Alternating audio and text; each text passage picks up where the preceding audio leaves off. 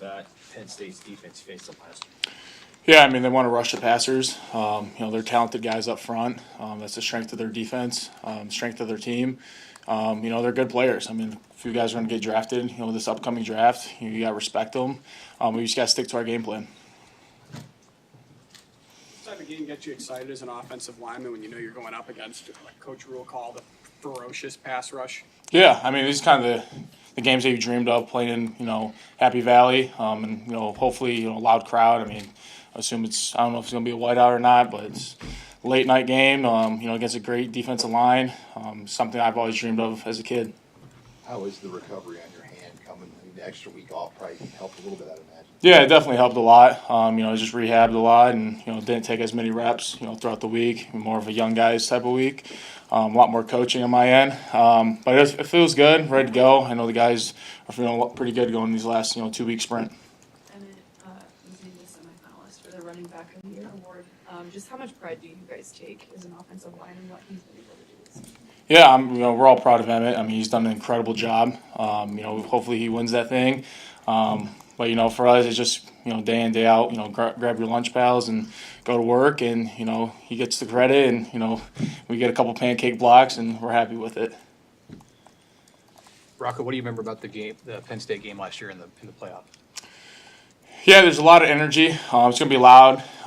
Defense is going to give you a bunch of different looks, maybe on second and third down. Usually after they're explosive, they'll try to, heat you up with some blitzes. But, they play hard. They run the ball. It's going to be a full 60-minute game. Hey, Rocco, what did you think of TJ's first start and for a freshman to be able to handle it like he did at UCLA? Yeah, he was calm, cool, collected. He showed poise. After that first play of him keeping it, I was like, all right, we're good. He's fine. I'm proud of him, and, he did a hell of a job, and, expect great things from him the rest of the way. You might have talked about it after the game, but how much pride you take on that play where you're downfield, 30 yards on the Emmett touchdown there. Yeah, just something, we practice and, our preparation and, it starts on Tuesdays and Wednesdays and, getting those blocks in all week. And then finally to let it come to life, in the game is kind of our kickback.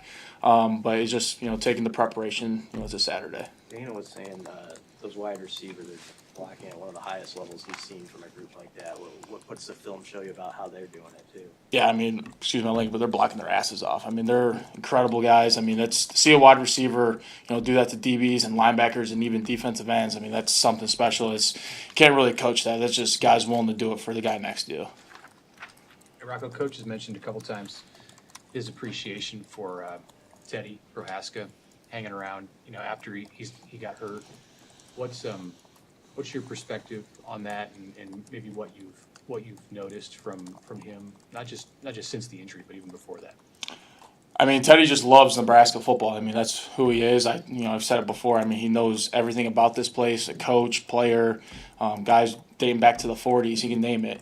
It just shows the character of who he is, even, from the life beyond football. I mean, that's, who he is and, how he's raised. And, that's just the leadership, that he has. And, that's kind of, the guys we want in our O-line room. How has he helped you since you've been here? He's helped tremendously. I mean, he's helped me, get around. First couple of days here, I didn't know what was like a one-way on O Street, and I was kind of going the wrong way. So he's helped me in that off-the-field stuff. But no, just, really just, adapting to this place and, believing and, what's the process here and, where this program was at, where it has been, and, where it's going. So, I mean, he's done an incredible job. Thanks, guys. Thank you.